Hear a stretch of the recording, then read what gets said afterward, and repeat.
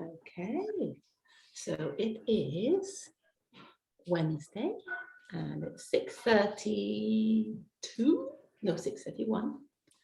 And we're doing Bhagavad Gita class.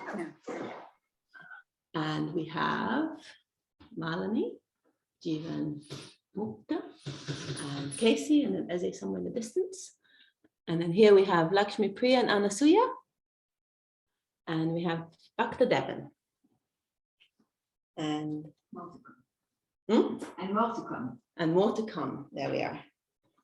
Yes, they will flock. Okay, so I like to start by doing Jai Radha Madhav. So I will just do that. We can sing together. Jaya Radha Madhava Kunja Bihari Jaya Radha Madhava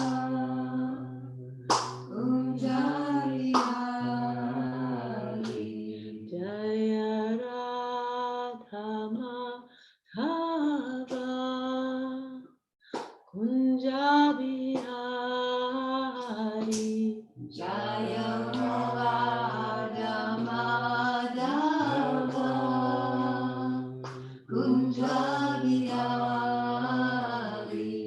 Jaya Gopi Jannavalabha Girivaradhari Jaya Gopi Jannavalabha Girivaradhari Jaya Gopi Jannavalabha Girivaradhari Jaya Gopi Jannavalabha Girivaradhari Yashodanandana Prajajana Ranjana Yashodanandana Prajajana Ranjana Yashodanandana Prajajana Ranjana Yashodanandana Prajajana Ranjana Yamunatira Vanachari Yamunatira Vanachari Jaya Radha Madhava Kunja Bihari Jaya Radha Madhava Kunja Bihari Hare Krishna Krishna Krishna Hare Hare Hare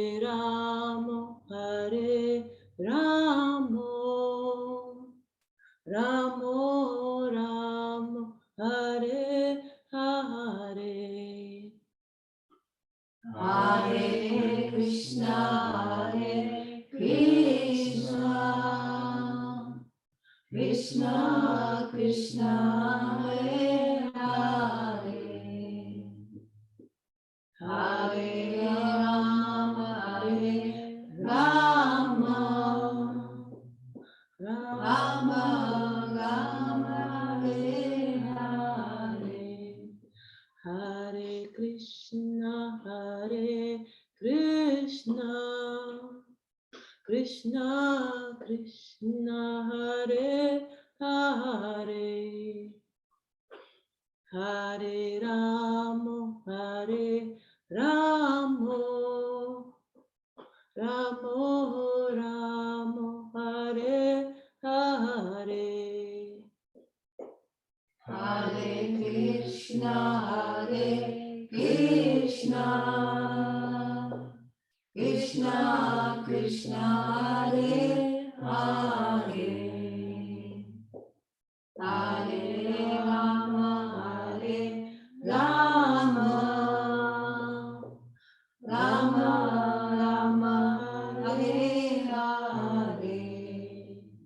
Jaya Prabhupada Jaya Prabhupada Jaya Prabhupada Jaya Prabhupada Jaya Prabhupada Jaya Prabhupada Jaya Prabhupada Jaya Prabhupada Jaya Prabhupada Prabhupada Prabhupada Jaya Jaya Prabhupada Jaya Jaya Prabhupada Prabhupada Prabhupada Jaya Jaya Prabhupada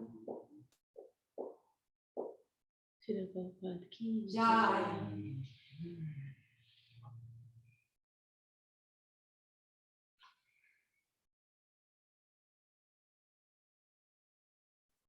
And then I would like to, I'm taking things from different places.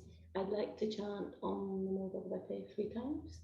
In Islam, before picking up the Quran, we always say Bismillah ar-Rahman ar-Rahim. So, if we do that all together.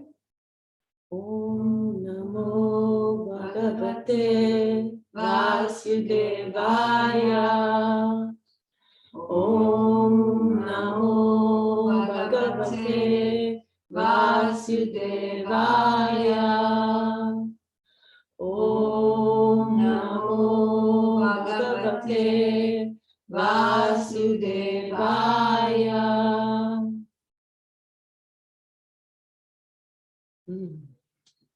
Okay, so today the verse, and welcome Laura and welcome Damayanti and Garuda. So today, well, the verse that has jumped out at me, and it's literally jumps out at me, and I was like, no, maybe another one. I close the book and it comes out again and again, and it's okay. So, and usually I like to have a verse of some sort that stays with me for a year, like as my contemplation for that year. And so this happens to be it. So I'm like, okay. So I do not have much realization since it's just hanging with me. But I'm like, okay, we'll hang with you. So the verse is verse from chapter 11 and verse 33. And we were talking about Arjuna, Krishna telling Arjuna, stand up and fight right at the dinner table. So it's the one. So I'm like, come on, guys, you talk about it more, then I might have something to say. That's interesting. Okay. What was it? So 1133.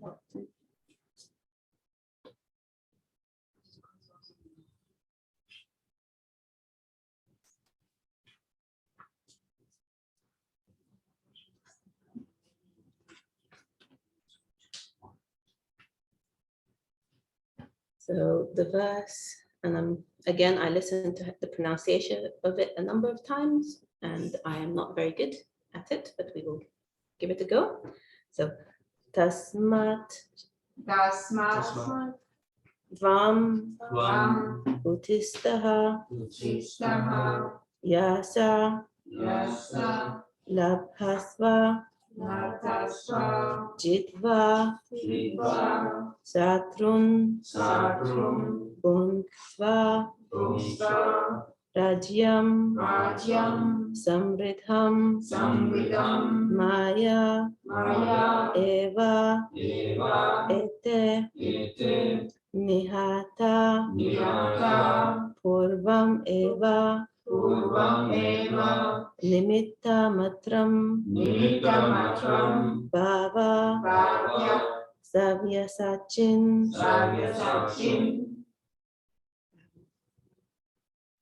So then Tasmatvam Udistahaya Solabhasva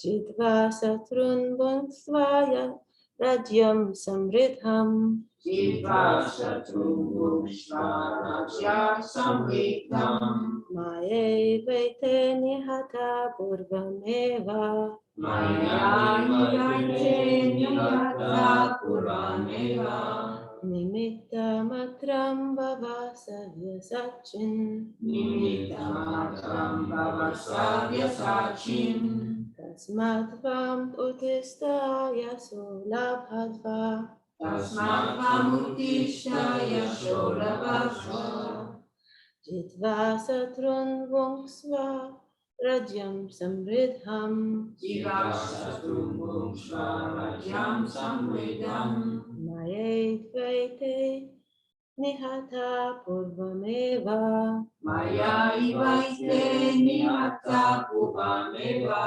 Nimitta Matram Bhavan Savya Sachin Nimitta Matram Bhavasavya Sachin Tasmat Vamutista Yaso Labhasva Tasmat Vamutishta Yasholabhasva Jitva Satrun Bhungsva Rajyam Samridham Jiva Shatrubhushva Rajyam Samritam Maya Vite Nihata Purvam Eva Maya Ivaite Nihata Puvameva Nimitta Matram Bhava Savya Sachin Nimitta Matram Bhavasavya Sachin Anybody else?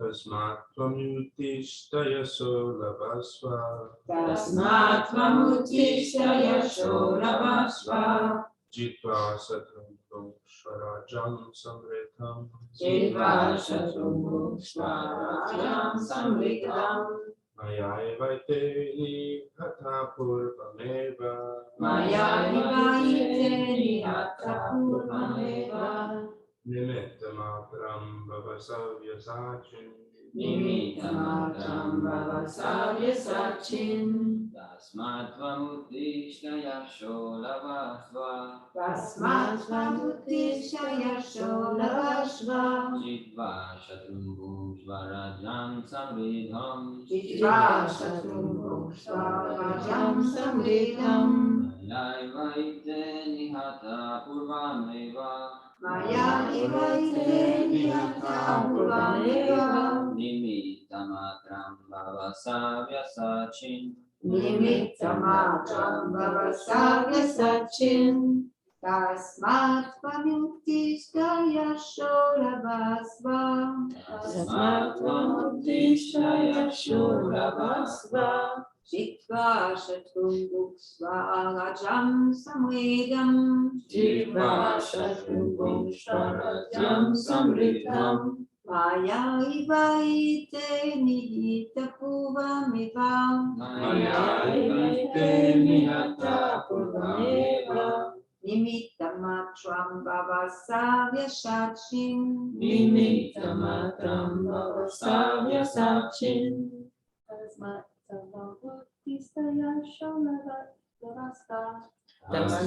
Vamutishta Yasholabhasva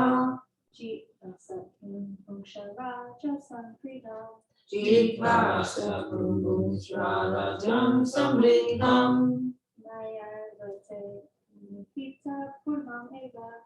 Maya Ivaite Nihata Purvameva Nimitta Matram Bhavasavya Sachin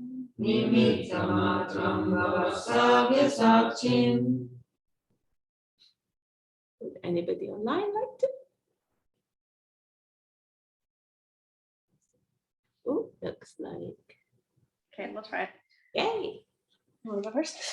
You go first. Tasmat Vamutishta Yasholabhasva Tasmat Vamutishta Yasholabhasva Jitva Shatrubhushva Rajyam Samritam Jitva Shatrubhushva Rajyam Samritam Maya Nihata Purvameva Maya Ivaite Nihata Purvameva Nimitta Matram Bhavasavya Sachin Nimittamatram Bhavasavya Sachin.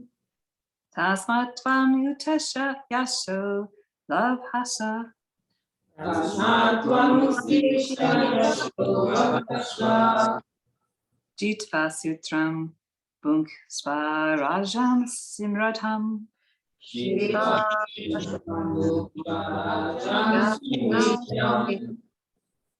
Mayavate Nihata Purva Eva.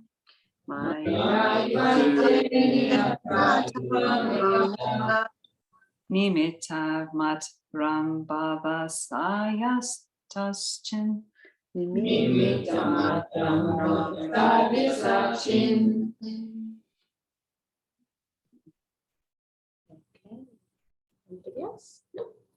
Okay. Tasmat. Tasmat. Therefore. Therefore, Ram. Ram, You. You. Utishta. Uttishta, Get up. get up, Yasa. Yasa, Fame. fame, Labhasva. Labhasva, Gain. Gain. Jitva. Jitva, Conquering. conquering, Satrun. Shatrun, Enemies. enemies, Bhungsva. Bhumsva, Enjoy. enjoy, Rajyam. Rajam, Kingdom. kingdom, Samridham. Samridham, Flourishing. flourishing, Maya. Maya, By me. by me, Eva. Eva, Certainly. certainly, Ete. Ete, All these. all these, Nihata. Nihata, Already killed. already killed, Purvam Eva. Purvam Eva. By previous elements. by previous elements, Nimitta matram. Nimittamatram, Just become the cause. Just become the cause. Bhava. Bhava. Become. Become. Savya Sachin.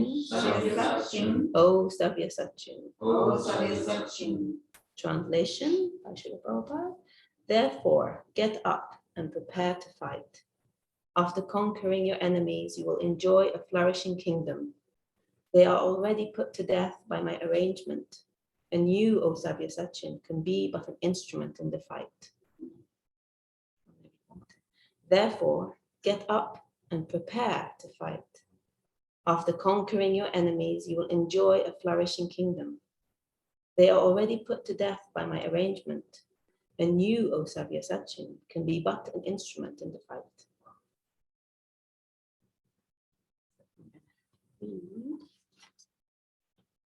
Reading it because I get nervous and I forget words.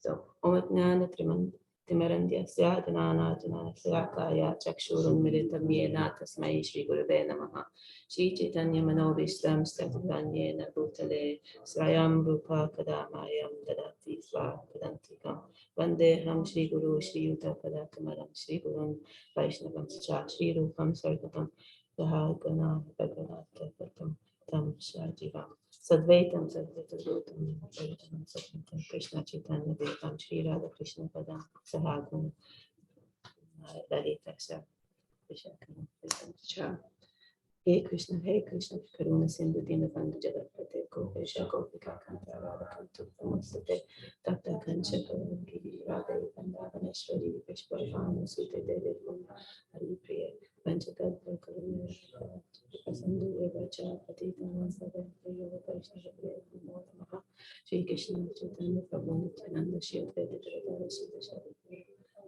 Hare Krishna Krishna Krishna Hare Hare Hare Ram Ram Ram Hare Hare.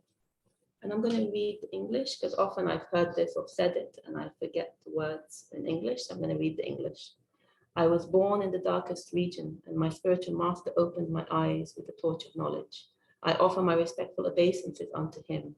When will Srila Rupa Goswami Prabhupada, who is established within this material world, the mission to fulfill the desire of Lord Chaitanya, give me shelter under his lotus feet? I offer my respectful obeisances unto the lotus feet of my spiritual master and unto the feet of all Vaishnavas. I offer my respectful obeisances unto the lotus feet of Srila Rupa Goswami, along with his elder brother Sanatan Goswami, as well as Raghunath Das and Raghunath Bhatt, Gopal Bhatt, and Srila Jiva Goswami. I offer my respectful obeisances to Lord Krishna Chaitanya and Lord Nityananda, along with Advaita Acharya, Gadadhara Shivasa, and other associates. I offer my respectful obeisances to Srimati Radharani and Sri Krishna along with their associates. Sri Lalita and Vishaka. Oh, my dear Krishna, you are the friend of the distressed and the source of creation. You are the master of the gopis and the lover of Radharani. I offer my respectful obeisance unto you. I offer my respects to Radharani, whose bodily complexion is like molten gold, and who is the queen of Vrindavan. You are the daughter of King Vrishabhanu, and you are very dear to Lord Krishna. I offer my respectful obeisances unto all the Vaishnava devotees of the Lord who can fulfill the desire of everyone, just like desire trees, and who are full of compassion for the fallen souls. I offer my obeisances to Sri Krishna Chaitanya, Prabhu Nityananda, Sri Advaita Gadadhara, Srivasa, and all others in the line of devotion. Jai Shri Prabhupada. Okay, so I'm going to read the purpose. Yep, but I wanted to read the verse one more time, so I've got the translation. Therefore, get up and prepare to fight. After conquering your enemies, you will enjoy a flourishing kingdom. They are already put to death by my arrangement, and you, O Savyasachin, can be but an instrument in the fight. Purple by Srila Prabhupada. Savyasachin refers to one who can shoot arrows very expertly in the field. Thus, Arjuna is addressed as an expert warrior, capable of delivering arrows to kill his enemies. Just become an instrument, nimitta matram. This word is also very significant. The whole world is moving according to the plan of the Supreme Personality of Godhead. Foolish persons who do not have sufficient knowledge think that nature is moving without a plan, and all manifestations are but accidental formations. There are many so-called scientists who suggest that perhaps it was like this, or maybe like that. But there is no question of perhaps or maybe. There is a specific plan being carried out in this material world. What is this plan? This cosmic manifestation is a chance for the conditioned souls to go back to Godhead, back to home. As long as they have the domineering mentality, which makes them try to lord it over material nature, they are conditioned. But anyone who can understand the plan of the Supreme Lord and cultivate Krishna consciousness is most intelligent. The creation and destruction of the cosmic manifestation are under the superior guidance of God. Thus, the battle of Kurukshetra was fought according to the plan of God. Arjuna was refusing to fight, but he was told that he should fight and at the same time desire the Supreme Lord. Then he would be happy. If one is in full Krishna consciousness and if his life is devoted to his transcendental service, he is perfect.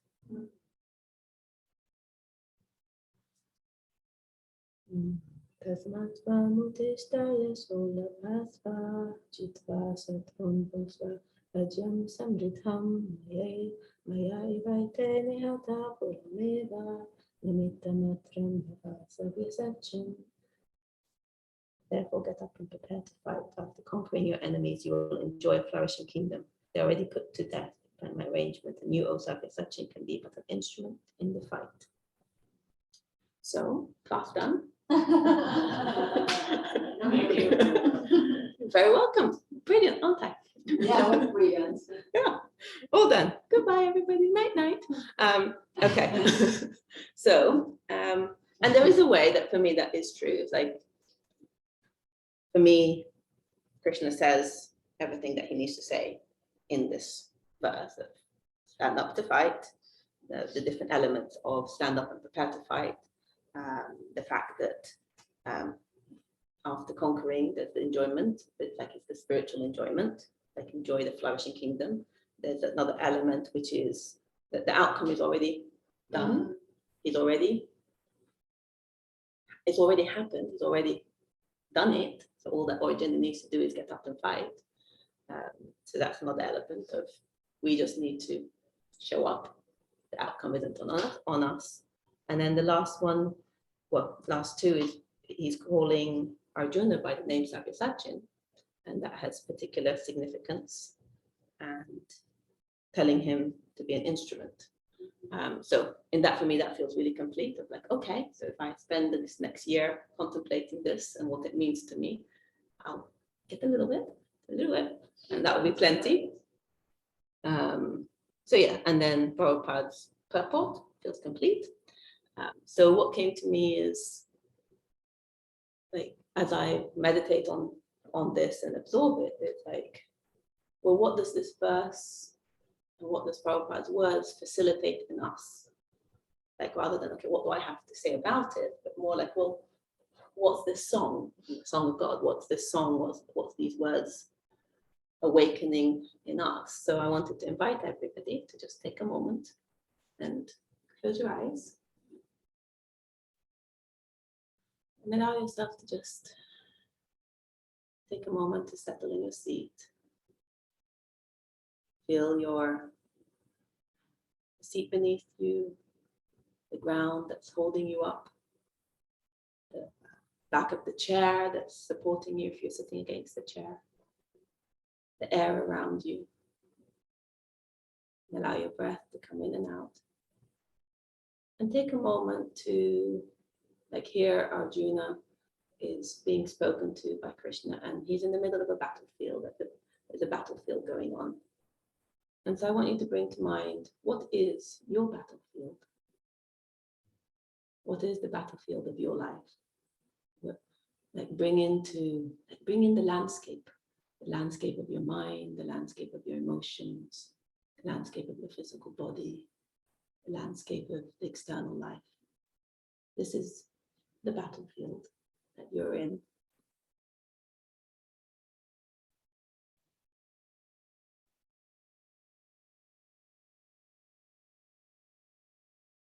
And imagine that you've got the blessing and the grace of Krishna beside you. And he's saying to you, get up and prepare to fight.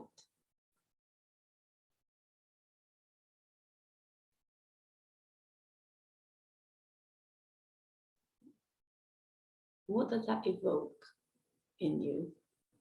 What does that call to stand up evoke? Life. Courage.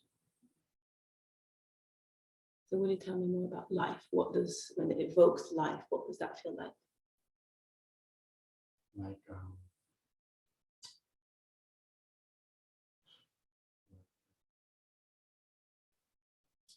living instead of whatever. Yeah. And being enthusiastic, knowing that okay, Krishna's. I'm just doing what Krishna's telling me to do, and I don't need to worry about, is this going to work, or is that working with it? Is it really worth it, or this or that? It's like just do, and Krishna's reigning. Yeah. He already has a plan. Yeah, so it evokes that sort of sense of life force, of that's who you are at your essence, the spirit soul, and then you get to just show up and be present with what's right in front of you, not what your mind wants to organize or not organize, or control or not control. Or it's like, oh, that's Krishna's business, not yours. So yeah, to like just and when you say it, your face lights up, so it looks like it's like, there's life there, there's more energy, more enthusiasm. Malini, what's about courage?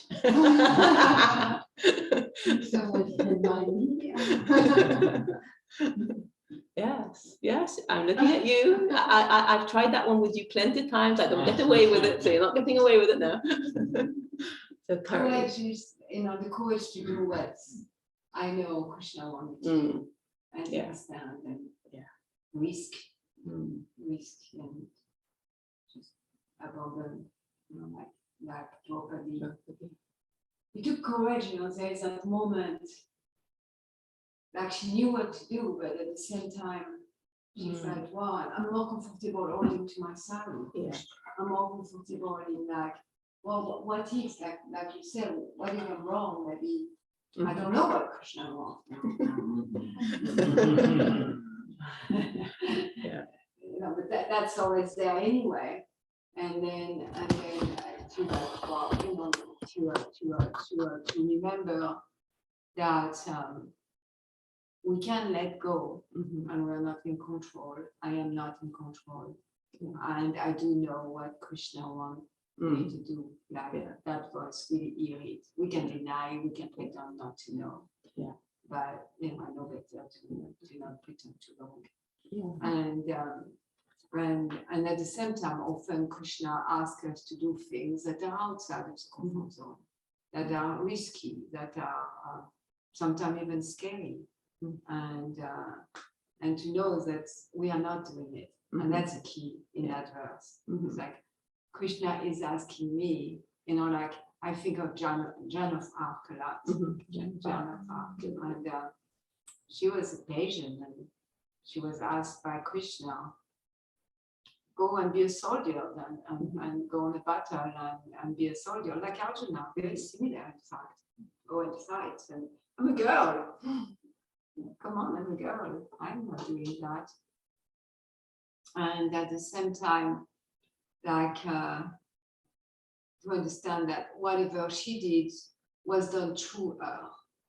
Like in the Bhagavad Gita, in that same chapter, which is a universal form, it says like, it's interesting that that verse is in that chapter because it's all about the universal form, and part of the universal form is Krishna showing that he has thousands of eyes and thousands of arms and thousands of ears and thousands of nose. Where are those? Oh, we have so many nose here. Oh, so many eyes, and they're all Krishnas. And so okay, it's risky, but is it risky? I feel I need courage, and then if I go further into the verse you present and the way you presented it, like, no, I don't, because it's not even my doing. Yeah, that place of courage to actually step up and do what's asked, and to be honest, like the courage to be honest with yourself. It's like, well, I do know what he wants me to do. That takes courage. First step in itself, like let alone honesty, the honesty, courage, like to actually go like, okay, get off that game of pretending not to know, and that actually I do know. We can ask the pendulum many times. We had fun with pendulums yesterday.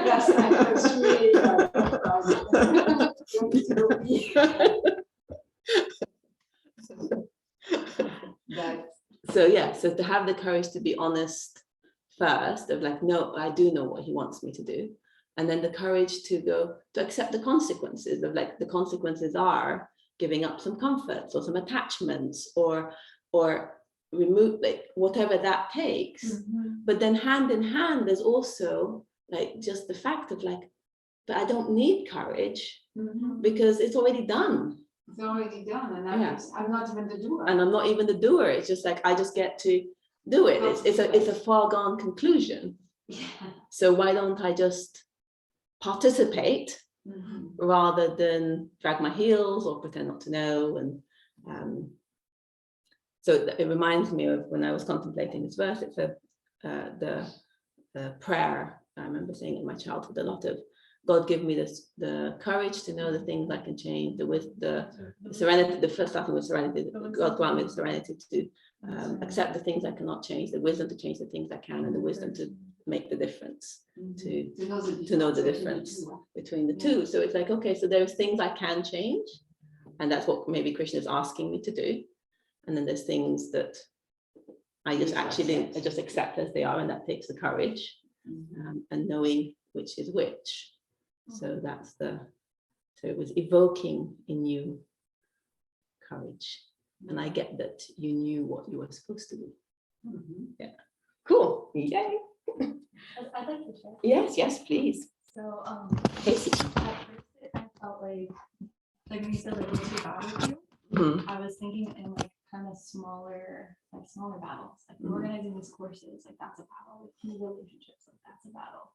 And then it felt like you were like, what's it evoking in you? And so I kind of like zoomed out and like sat back and looked at that, and that felt like kind of like falling back. Have you ever fallen? I used to do gymnastics, and there was like this like pit of like foam, and you'd like do your thing on the beam, you'd fall back into the foam. And that's kind of what it felt like. It felt like this sense of peace, but like a really enlivening sense of peace. Like every part of the body vibrating, So it's like I can. And then I was trying to like put names to it. I was like, oh, it's like hiding versus being seen. Like it's this continual dance in my life. And then I did that. And I just kind of like leaned back and like allowed myself to be caught. And that felt so good. That felt like that was Krishna. Krishna was just, yeah, he's just holding me through life. And all I have to do is remember that he's there. You know? To surrender to him, like that's the doing, that's the fighting. It's not like battle, it's actually to let go and to trust that he's got you. And that's really active. Like you're still, I'm still moving. Yeah. Like moving forward in this like super enlivening, like juicy kind of way. Yeah, that the surrender and falling back into Krishna's holding isn't a passive thing, isn't a like And then heavy, once it's you're there, alive it's and- also not passive. Yeah. You know, if you're still moving, it's just moving with a sense of like everything being like perfect. Yeah, and I appreciate how you said like everything in your body, that you could feel that sense of vitality. So what I was saying about like life, like that vitality, that life force could then actually move through you and all of you in the trust fall, the falling backwards into yeah. Thank you. Anybody else? Oh, there's a comment on here from Laura, so I'll read it. For me, it evokes fear, and I'm afraid to stand up and fight. Let me read. Right, sorry, I'm not very good at this computer here. Okay, so from Laura, I appreciate this discussion. For me, it invokes fear, and I'm afraid to stand up and fight. There is a lot of fear. I don't trust that Krishna will be there to catch me. I feel very challenged to surrender. Thank you, Laura.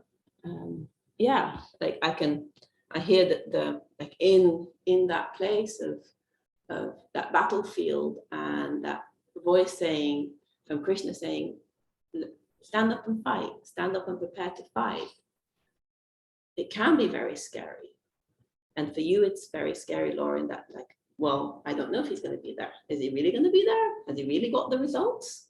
And I think even another level of fear, like I can relate, Laura, in terms of this morning, it's like, yeah, but what if I fight and what if I fail? Or actually, what if I succeed? That's even worse. That's even worse. Like if I really, even more scary, because like there's the place of, like if I think of Arjuna, and if he stands up and fights, he knows he's going to kill his family members. He's actually going to succeed. But the consequences of that success is actually even more scary than him giving up and going into the forest. And I love the Marianne Williamson thing. Do you know all of it? Yeah. Yeah. Yeah. So I'll read the talk because I really like it. Well, you. Yeah. So our deepest fear is not that we are inadequate. Our deepest fear is that we are powerful beyond measure. It is our light, not our darkness, that most frightens us. We ask ourselves, who am I to be brilliant, gorgeous, talented, and fabulous? Actually, who are you not to be? You're a child of God. Your playing small does not serve the world. There's nothing enlightened about shrinking so that other people won't feel insecure around you or dead, if they're already dead. In Krishna's things, we were born. In this case, in Arjuna's case, it's like they're not going to feel inadequate; they're going to be dead. But Krishna's saying they're already dead. So there we go. We were born to make manifest the glory of God that is within us. It's not just in some of us; it's in everyone. So for me, again, there's in that bit, there's trusting. Like in this verse of Arjuna, Krishna is saying, "Well, it's already done. These guys, it's already written, they're dying." It's like he's already got them.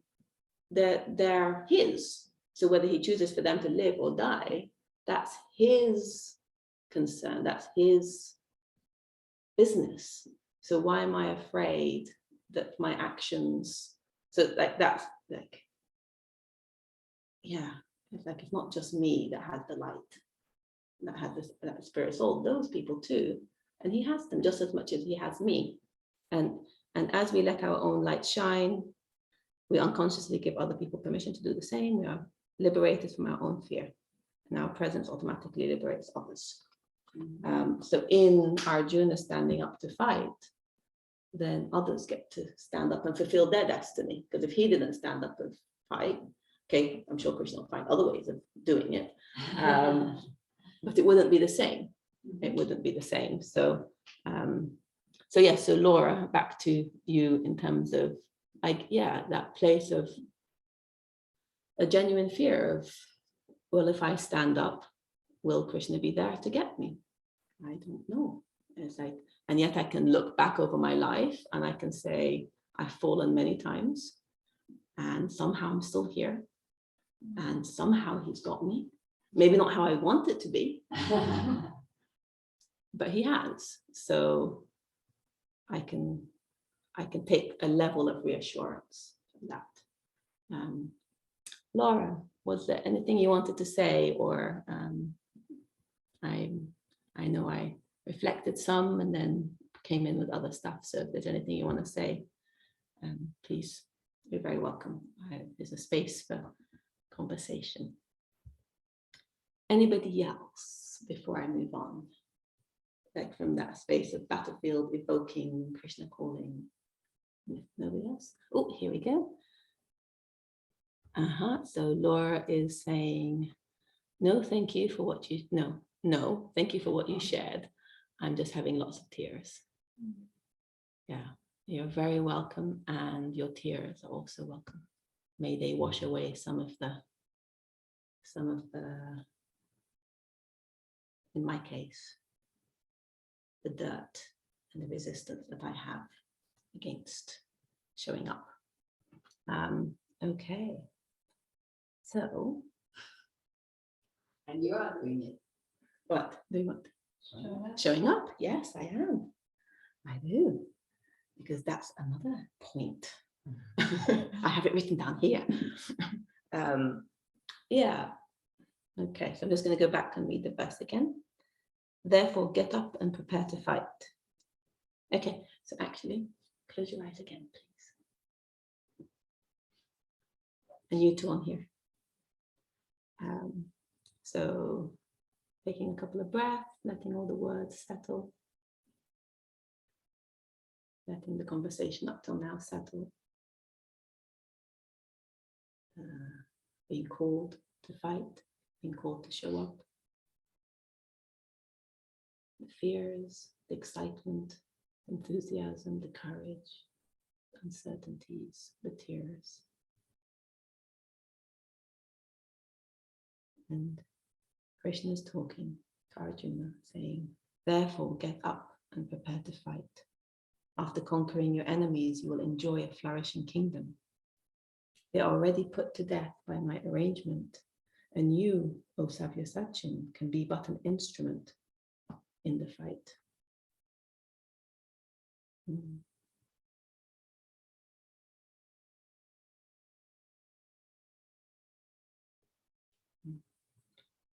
So Savyasachin is, so I was hearing from a devotee telling me how like Arjuna has like 10 specific main names that he's called by.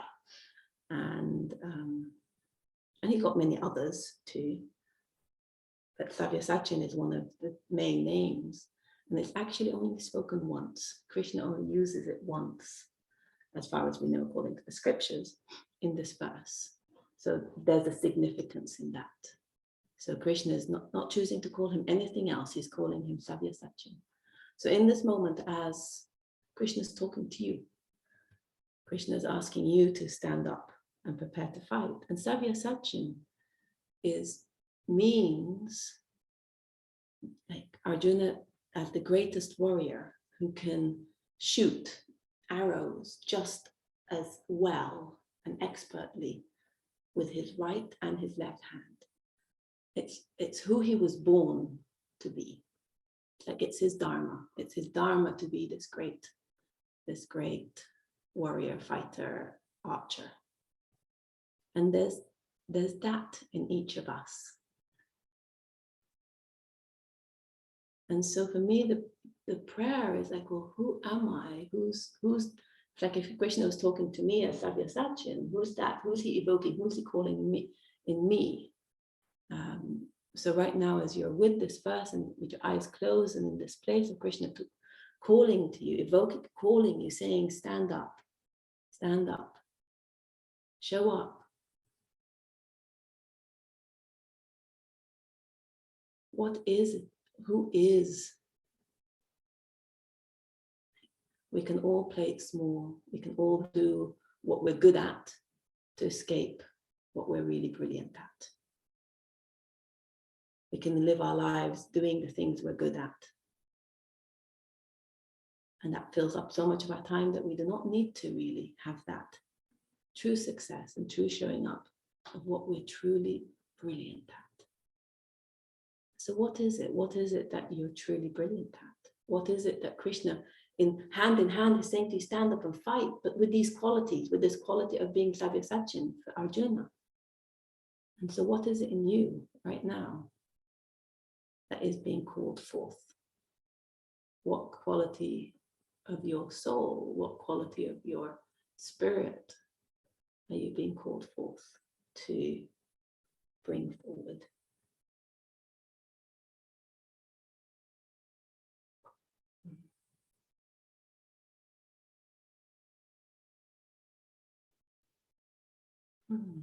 And if anybody would like to share, and I know it's a very big question and I don't have answers to it for myself. Like I've contemplated it for a while, and so I'm not expecting a big revelation, but maybe there is. But yeah, I'm curious. Casey, you look like you have something. Okay, so I feel like where I'm at right now is wanting to do this, and then I have this like old life, and really this old people, you know, like it's like family and friends that are like family, and I've thought about just leaving them so that I can kind of like cultivate the life that I want. And I had this image of like a boat, kind of taking them to the other shore. And I realized the thing that I'm really good at is like being with people enough, you know, like being with them, being relatable, like understanding them, loving them like where they are, and then bringing them along. Yeah, like that's what I do. That's what I've always done. And so it's not a good idea to leave them. You know, and I'm scared of them. Like I'm scared of their reaction. I'm scared of like their disapproval. I'm scared of their judgment. And yeah, and I can do it anyways. Yeah, but that's like my dharma is not to like lead. Like I was put in their lives. You know, like they're important to me. And if they're important to me, like why would I run away? You know. And not run away like physically, like why would I like emotionally? Yeah, like it'd be your version of going to the woods and running away would be to like, okay, well, I'm going to immerse myself in this path With people who are but already with people on the right side, and that I can feel safe with, because I don't need to risk myself with the old people. And my old people over there. And instead what you're realizing is actually you're standing up and fighting is to really honor your commitment and to them, that you're showing up in their lives, and to your ability to enter somebody's world and then bring them along with you. Like that you get to do that. You don't get to run away. And even though it's scary, and you might be worried about, okay, well, what are they going to think about me? What if they, all these different thoughts, but it's like, and so what? You had this life, like, well, there was just this moment, because like I've like really crumbled under like their judgment and their like distaste, and I just don't have to do this. Like I can hold it, be with them. That like it doesn't have to alien anything from them. Yeah, you can truly allow them to have their judgments and have their experience for what it is, without it being your downfall, without you crumbling, that your experience isn't dependent on them, and neither is their experience got anything to do with you. Right. Yeah, that you get to really be with them in their experience and really welcome them. And it reminds me of something, again, talking about Islam for some reason a lot today. Like one of the principles actually in Islam is not to go and convert people.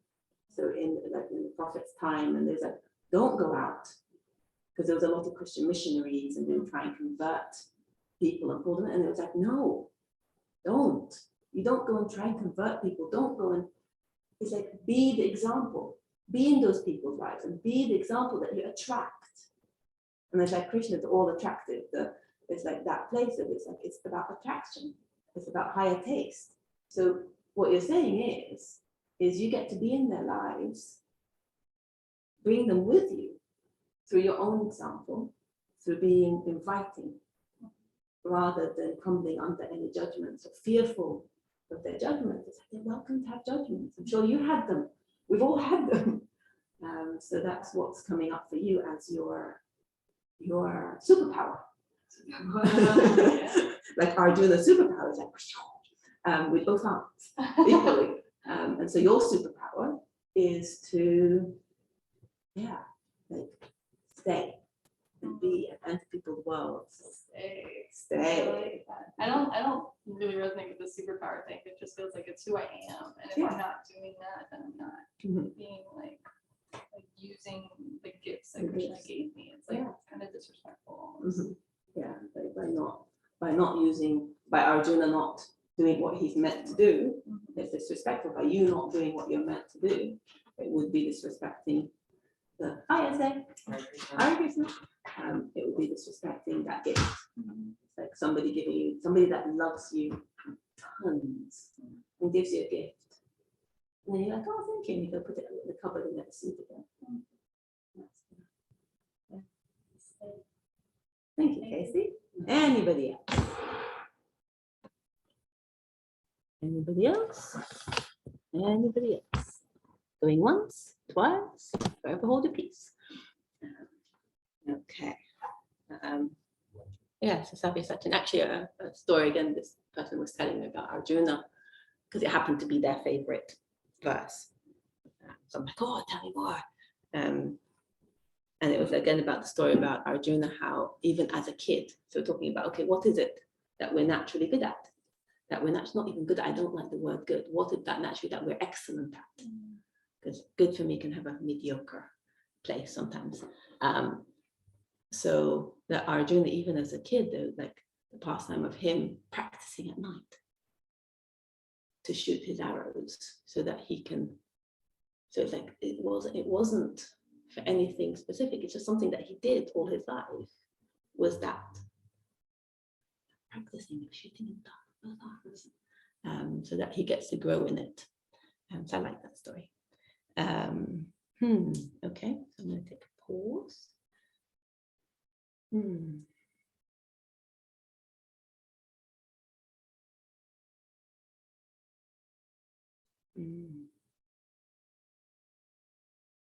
Yeah, so I suppose I'll respond to that question myself. As I was contemplating, okay, so what does it mean for me to stand up and fight? And being in this question of, okay, what does it mean? What does it, like, what's being asked of me? And like, okay, show up, all that. And then I had this moment where it was like, but I'm so tired. Like, I'm really tired. Like, so there's that part of me that says, it's like, okay, well, so stand up and fight. It's like, okay, but then I don't want to give up. I'm attached to all the little comfort things that keep me safe, or that keep me down, that help me hide, that are my little cave. Like, I don't want to come out. Like it's too much. It's like a little crab just opening its like little bit. And yeah, and it's like, well, can I be okay with even that? Can I be okay with that? And then still, it's like, well, one of the 9 processes of devotional service, I think it's number, did I write down yet? Number 6 is praying, Vandanam. So that was what was coming to me when I was like, well, I'm really tired. Like, I'm tired of showing up. I'm tired of, I don't want to, or whatever it requires me to do in my life. I'm too tired. I don't want to handle the consequences. So then I kept hearing this voice, well, then just, you can still pray. That's showing up. That's standing up. And I'm like, oh, that's so much hard work. Even praying. and And then it was just like the compassion again, the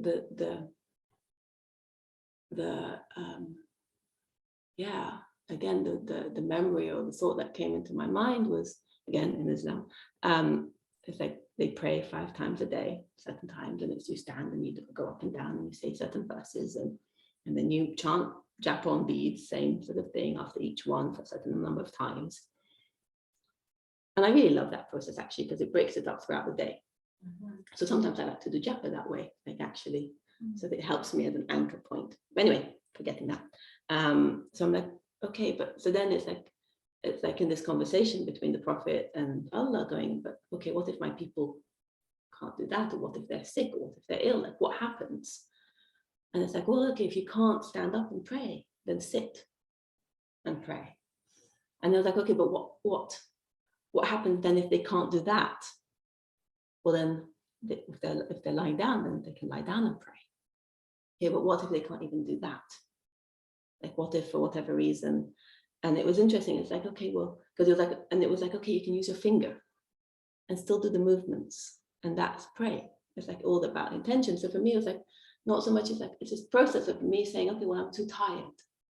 I'm too tired to show up. And it's like the compassion of Krishna, the compassion of Allah going, pray. And it doesn't take much. It doesn't have to look like this or this or this. But even like the smallest drop is still a prayer. And the prayer that I love, actually, that I don't know it off by heart, is the one in the Sringadev saying, please remove from me all these, in my inner demons, your claws.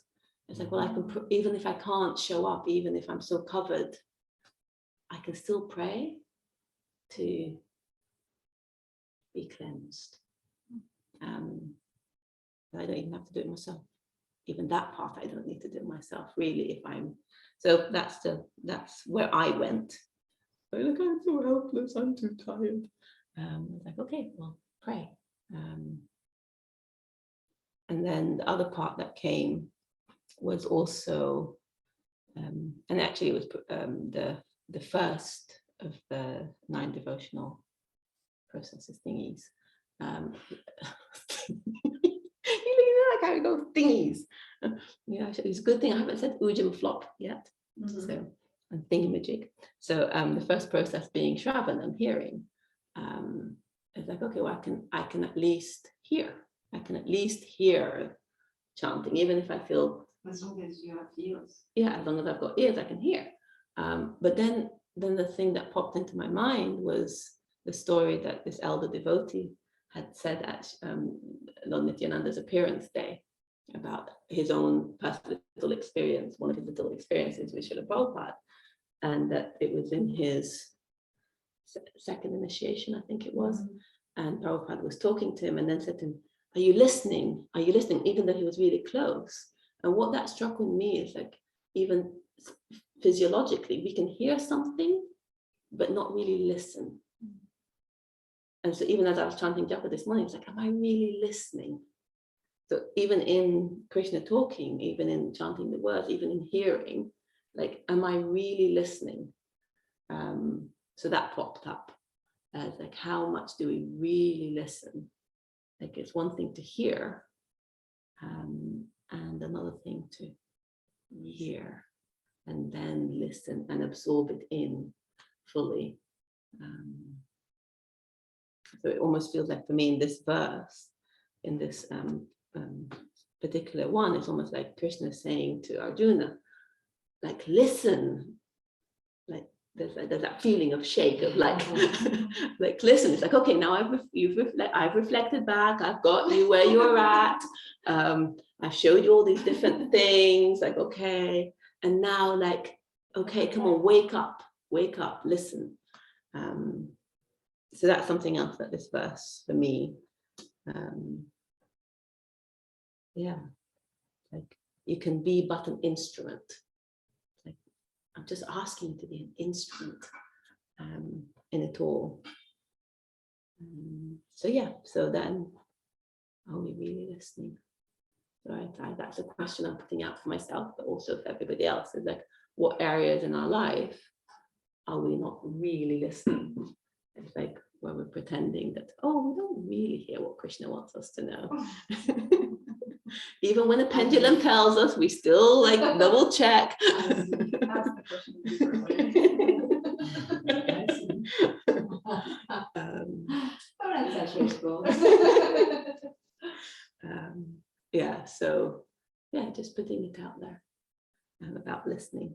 So I'll turn it back over to anybody else who has something to say about the listening thing or anything else. Well, something you said like about tiredness and hiding and not showing up. And it seems that the not showing up and hiding are taking so much energy that it gets really tiring. That's what was coming to me. Yeah. Because as soon as we surrender and allow ourselves to be with no strategy for survival whatsoever, okay? Whatever people see us, that's theirs. And then showing up and whatever ripples happen, positive, negative ripples, whatever, to allow ourselves to just show up, then there is no tiredness. Yeah, so what you're saying is that the tiredness is like that place of the holding the beach ball down.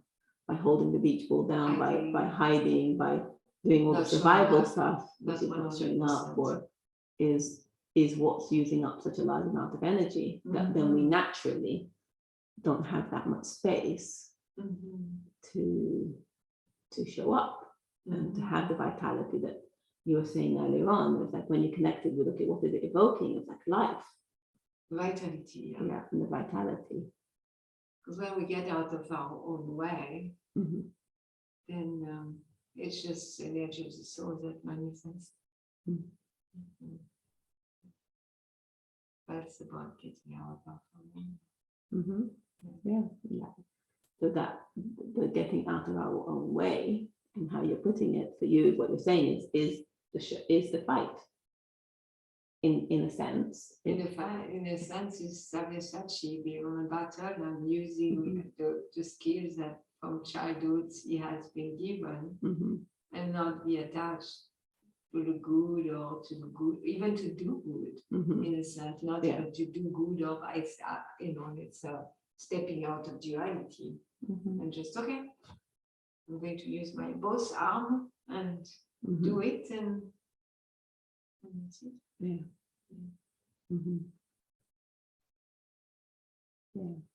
Just well, that's what was I written down earlier on, just as a note for myself, is like that's the definition of humility, is knowing our place and doing what's, so Arjuna knowing his place, that's what he was created to be, and just doing it, whether he's whatever the result is or isn't, whether we like him or not.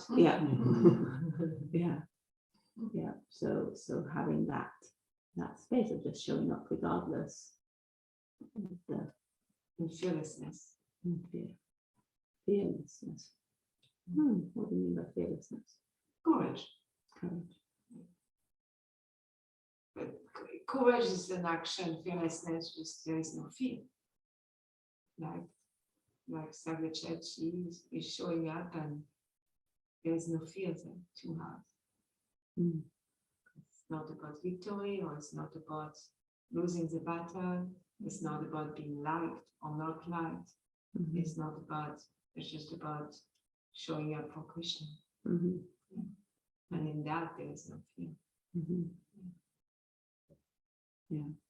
So that in the, like, okay, he has his fears about, okay, what will happen to this, and what to the dynasty, and to this person, and the morality, and all those different questions that he has all the way through. Very good looking. And in a different time and space, there's a place for that. Yeah, all of them. And at the same time, like in this instance, and from what I understand, is that they tried all those things before, like the compassion and the talking things and the communication. Like this is an end result, so it's not that it went there immediately. And so then, by him just standing up and doing what Krishna's asking him to do, then there is no, it's not that like there's no place for his fear, but there's the fear naturally falls away. There's a letting go. There's a letting go, there's a surrender of the fear. Mhm.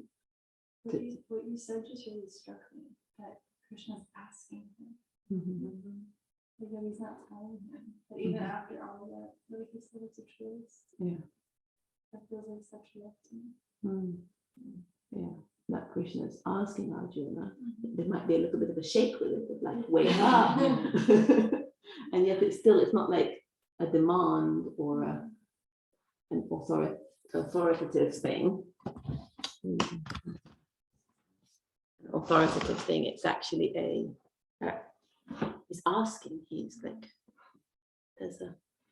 that feels loving. It's, and more like back to what you're saying about the inviting for your family and people and the old people, there's more attraction when there's an invitation versus a demand or a push. There's the link there that speaks to you. Yeah. Anybody else? Anything else? Anybody else? Ooh, Damayanti. Yes, please. Hare Krishna. Hare Krishna. Thank you for the class. I love your emphasis on experience. I feel like it's an experiential class, and we're invited to have, tap into our experience. I just wanted to share that I have this topic's really relevant to me in the past year and a half or so, maybe a year. And last year I became aware of the need to really honor and express the part of myself that feels like my nature or my psychophysical nature, my, that express what have some excellence at performing and being. And I don't know why, but for whatever reason, I tried to, I didn't feel integrated, like my eternal spiritual nature, my direct devotional process in projects didn't feel integrated with this, like who my vehicle is, the vehicle I'm in. And I was trying to like separately endeavor, and I was decreasing devotional projects and trying to increase these Dominique, what the vehicle is, and honor the vehicle. And I had realizations, and I'm sure that the year was perfect just the way that it was, how I handled it. I learned a lot. I did my best for sure. I can say that I'm sure I did my best. What I wanted to say is that when I significantly increased my Krishna consciousness, that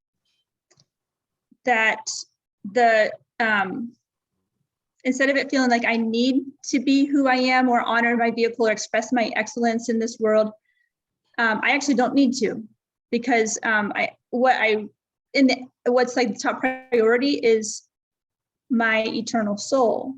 However, while I'm here in this vehicle, I want to express my nature and share my gifts that are unique to me, that happen to be in my hands. I find myself with these natural abilities or strengths or passions, and I want to express them, but I don't need to. Whereas before, I felt like, oh, there was so much like repression that it felt like a really strong need. And I fumbled on my way.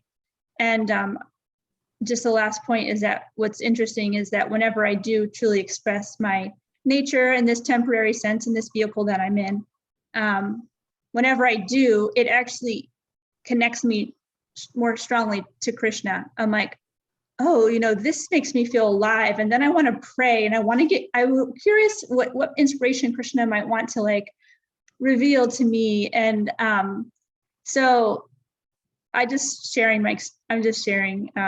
thought that, I have experimented with get up and fight and like do your service, and it helps me in my Krishna consciousness, and I don't have to do it, but I want to.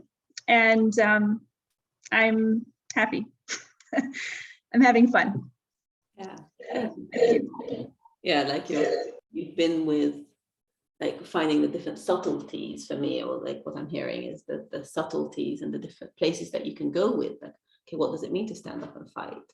Like, and where you've gone from repressing your natural tendencies at the expense of like doing your practice or things at the expense of that, or then this at the expense of this. And so then finding this place of like, oh, how can I bring both together? Like I'm in this vehicle that's perfectly created for this lifetime with these very specific excellences, skills, that then it's like tailor everything. Everything can be used and tailored for standing up and fighting in your unique way, rather than in a way that's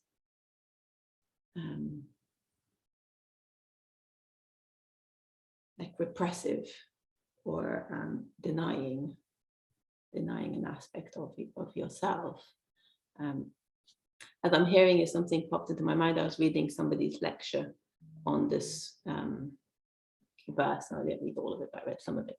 But he was it was highlighting the aspect of the verse about where Krishna says, after conquering your enemies, you will enjoy a flourishing kingdom. And so about like, okay, so enjoy. Like, okay, we can look at, okay, well, we need to reduce the things that we enjoy. So it's like, okay, material enjoyment versus spiritual enjoyment. And that, okay, well, here it's like, how can we, so here, like Arjuna is like, okay, do what you're supposed to do. And there's enjoyment in that. The enjoyment is the result. And so what I'm hearing you say is that as you give up that place of, well, okay, standing up and fighting means repression of other aspects, or how can I dovetail all the different parts of myself in service, and it doesn't have to look a specific way, that then you're having fun. Thank you. Thank you. Yes, I appreciate something you reflected, which was that like not needing to repress your eternal soul and your temporary vehicle. Neither, they don't need to be in contradiction to each other. Mm-hmm. And it's and like you said, nuances or subtleties. There's subtleties to our vehicle and who we are, and then the eternal soul, and going back to Godhead, and serving Prabhupada. It's like, where's my place in the world? And like, but it's a fun process to give yourself to fumbling through it, like just fumble through it instead of hiding. So that's what I'm I feel like I've let myself come out of hiding, and I'm on the other side, and it's really fun. Thanks. Yeah, like when you come out from the hiding place, there's actually people to play with.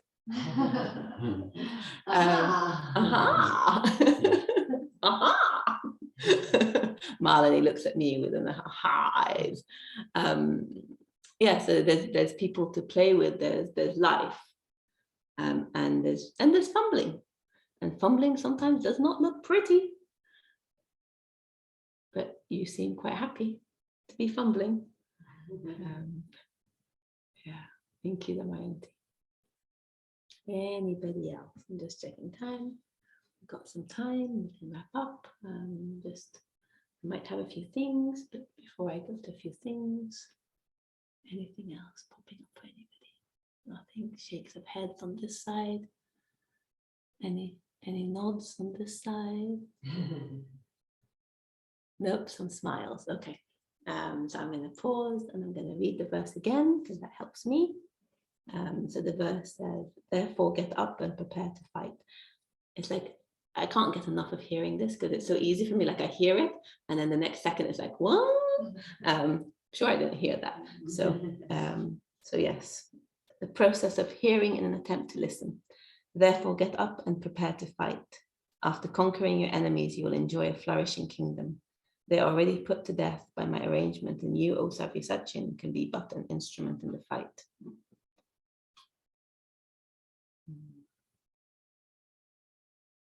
Yeah, and I like, so here Prabhupada says in the purport, nimitta matram, this word is also very significant. The whole world is moving according to the plan of the Supreme Personality of Godhead.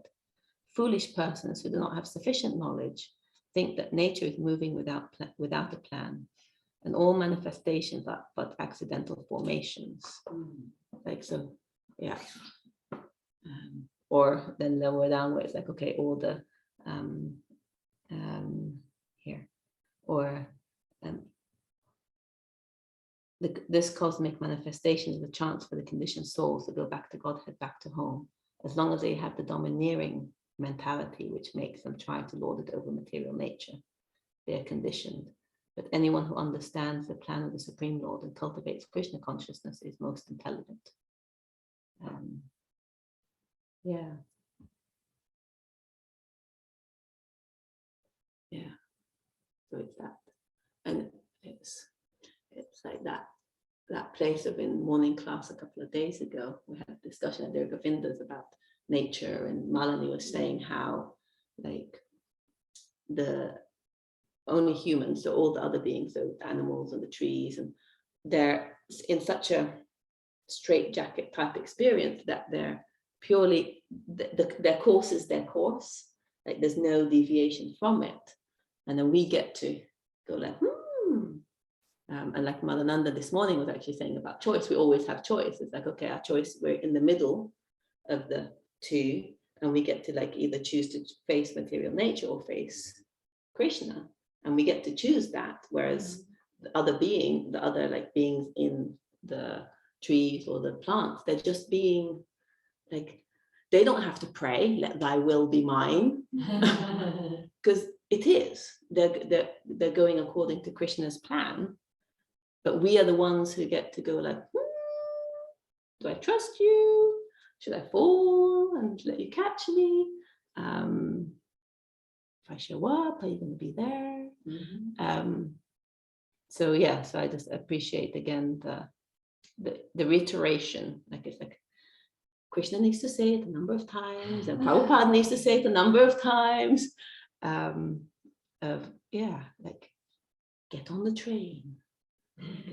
Krishna's plan, and make that choice. We always have that choice. So when,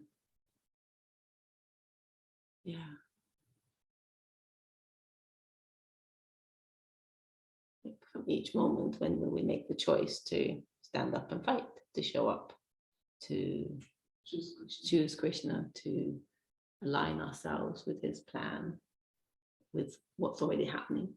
We're going to get there one day, whether it's this lifetime or millions of lifetimes later. So it's just like, okay, which one are we going to, which route are we going to take, the high route or the low route, or the middle one? So, okay, I'm just checking my notes if I had anything else I wanted to say.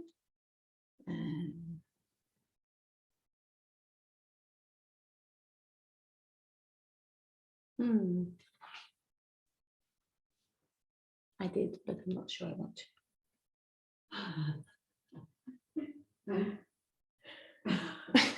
Marlon is laughing at me. She likes laughing at me. See, she asked me to give class just so she can laugh at me. Don't want to. Yeah.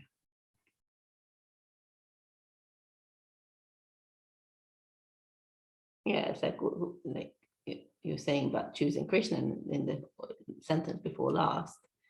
It's Arjuna was refusing to fight, but he was told that he should fight and at the same time desire the Supreme Lord. Then he would be happy. It's like doing our service and choosing Krishna at the same time. Well, the thing that popped into my head again, which I will say, but I just don't want to go on in circles, but it's that principle between the differentiation or the distinction between predetermination, like destiny, the fatalistic aspect, or self-determination. Like, where is that? It's like in Arabic, there's the word mukhayyir lakin musayyir, which is we are, everything is predetermined. it's in alignment with this, that everything is predetermined. It's already, the path is already, the outcome is already written, and there's self-determination. And so the self-determination here is the choosing. Do I get to choose and face Krishna, or face this one? Eventually, I'll get there, one day, eons away. But that's, so for me, that's just taking that distinction of like, it's both. It's like there is destiny, there is that aspect, and then there is also the self-determination. Yes, go on. There is such sweetness in the choice. The noise. There's such sweetness in the choice in choosing Krishna, Mhm. but in the verse it says desiring, Mm. and that struck me now because it feels like it's really easy to just desire. Mm. It's harder to choose. Mm. Yeah, like somehow like the desire feels maybe more internal, and it comes more like it springs out much like easier. sometimes I don't choose well, Mhm. but I can still desire Krishna. So there's like trusting yourself. It's like, okay, well, really at the root of me, I desire Krishna, and that comes more naturally and easily. And then the choosing part, my brain gets in the way.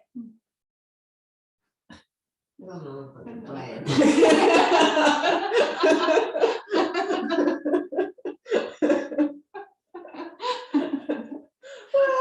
we'll just go with the mind, the different aspect of mind. She's like, I'm blushing now, I'm not really sure. Yeah, and it is that for me, there is, let's say, but there's a way that choosing can feel more hard. And then that's what I get you're saying. It's like, but I've got to choose. How do I choose? Yet the reality for me is that somewhere the choice is already made. It's just whether I listen to it and acknowledge it. So it's like there's the desire, and for me in there's choosing. Like the mental choosing, like, do I want to wear this today or that? Do I want to eat this or to eat that? Do I want to do this or do that? Those choices can feel really mental. And here for me, there's nothing mental about it. It's just saying stand up and show up. Be but an instrument. And the choice is there. The choice is, I suppose, in saying yes. The choice is in saying yes. And then the mind gets all in all the mix, in all the rest. And yeah, I appreciate that the desire, that's like our nature is to desire Krishna, is to desire. So dovetailing that desire. Again, as we can desire many other things. Yeah. So choosing what we desire. Yeah, not from a here place or external place, but from really an internal letting Krishna's words shake our very being, so that the dust and the mud and the stuff falls away bit by bit. Yeah. Thank you, Casey. Yeah, life is based on desire. We create, say, like this desire and deserve, but really, if we boil it down, it's all about desire. And then our desire create our deserve, and our desire create our destination. I just put out a picture here because the Village River, it's a river between the material world and the spiritual world. And it's a river of desire. So the only things that separate us from the spiritual world is that river, and that river is desire. So in fact, if we desire, while so many things may come going on, it may be like you were sharing with your example of the prayer. So the prayer, it could be prayer desire, and desire, nothing can take it away. Yeah. If I have no energy, I can still desire Krishna.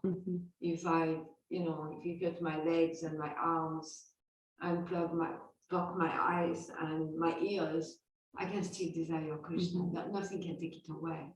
And then that desire is complete. Okay. And I was thinking also what you were saying about self-determination and predestination. And I was thinking of the sun. Like the sun is going to rise tomorrow morning. Like it's predestined to rise. But me getting up and being part of the sun rising, there's a choice there. But the sun is going to rise. And I can be in bed and the sun rise and I miss it. Or I can be up and the sun rise and I'm with the sun. But regardless, the sun is going to rise. I can just be part of it. So in Arjuna, a little bit in that situation, those people are going to be killed. They're already killed by me. And you can get up and fight. It's like get up and be with the sun while it's rising or not. Oh, it's interesting. It's interesting to see, okay, what does that mean in my life right now? The sun is rising. Something is happening in my life and it's going to happen regardless. And now I can be with it, say yes, like you were saying. I can say no and fight and become exhausted. And yeah, I can, there's a yes and a no, and there is like a middle ground also of maybe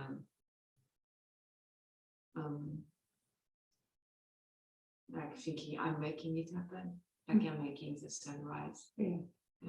There's all people who really believe that.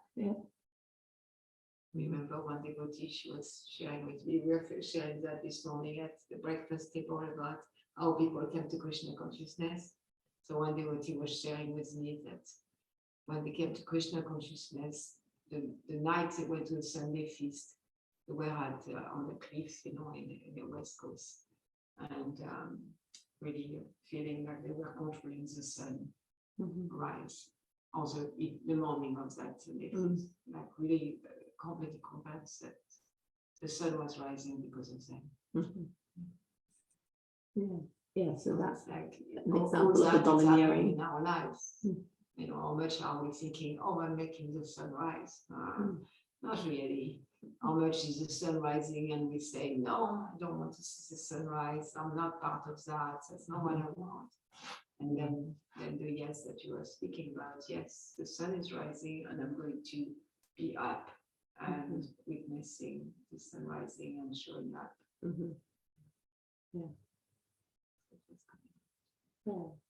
Like there's the yes and there's a no, and then there's the Illusion. the illusion that I am. I am the sun. I am. Yes, and that it's all down to me anyway. And to what Prabhupada says, is like the domineering mentality that makes them lord it over nature. It's like, okay, well, I'm the controller. I'm making it. I can control the Exactly. outcome of what my life should be, or what this battle should be. Like if I work hard enough, or if I something then yes, I can lord it over. Yeah, so this is I'll be willing to just be, okay, it's rising, I don't know where it's going. I'm showing up, doing my best, giving 100%, and the rest, just in a sense, it can be very simple. Like I give 100% to what I know. A lot of the Bhagavad Gita often is a prescribed duty. And recently I had no realization about prescribed duty. Of course, it's sometimes often connected with Varnashram. But prescribed duty, as I understand it, like now, like my new realization, let's say, is what's inside of me. What's clearly on my workbench, that I know it's there. Maybe the next one, I don't know what it is, it's going to be revealed. But right now there is something on my workbench that's my prescribed duty. And if I do that, and I do that for Krishna, And I'm showing up 100%. And I know that whatever is rising, the sun rising, or whatever is rising from that has nothing to do with me. It's supposed to happen anyway. Yeah. And that's quite a peaceful life. Yeah, being in your own sphere of influence, which is like, here's what my prescribed duty is what's right in front of me, not what's coming tomorrow, the day after, or a year's time. It's like, this is what's here now. Like, be here now. Do what's this. You're at this point of this fight. Be at this point of this fight and show up. And I remember you actually years ago saying to me when I was having a chat with you, it's like, okay, when I was trying to make a decision, and it still sticks in my head, and Malini was like, Fayenan, it's not your job to make a decision. It's Krishna's. Your job is just to act on what's right in front of you and what you're clear on. I'm like, okay, well, actually, that's really freeing. That is actually really freeing. If what's on my table right now, this is what I'm supposed to do. Great, cool. Do that. The next bit will get clear. Krishna will, when it's supposed to be clear, what will come is somebody else's, not mine. So for you, like the prescribed duty is what's right here, right now. And doing that and giving 100%. What you know. Know what I don't know in a sense. So often we can turn to spend a lot of time trying to pressure and impose on knowing what we don't know. Kind of a lot of waste of time. Yeah. Because we know a lot.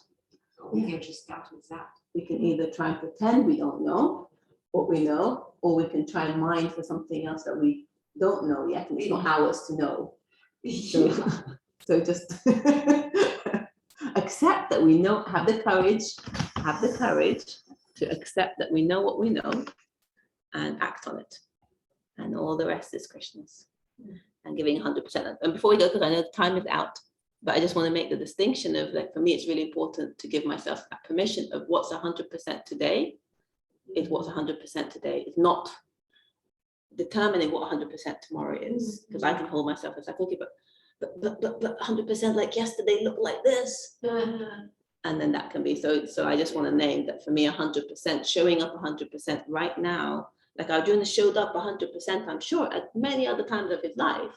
And this was what he was being asked to do, and show up right now in that 100%. So I just really, that's important for me to name, is like 100% in each moment is that, and has no projection forwards or backwards. Okay, and because it is now 3 minutes after 8, I'm going to say thank you, everybody. Thank you. For class. Syamapriya. Fayenan and Syamapriya, it's all good. Yeah, all good. Yeah. All good. Thank you very much. My pleasure. And thank you for everybody's attention and questions and sharing and waves and love. Hare Krishna. Hare Krishna. Hare Krishna. Wish you all a peaceful, restful night. Srimad Bhagavad Gita Ki ki jai. Prabhupada ki Jai. Hare Krishna. Hare Krishna.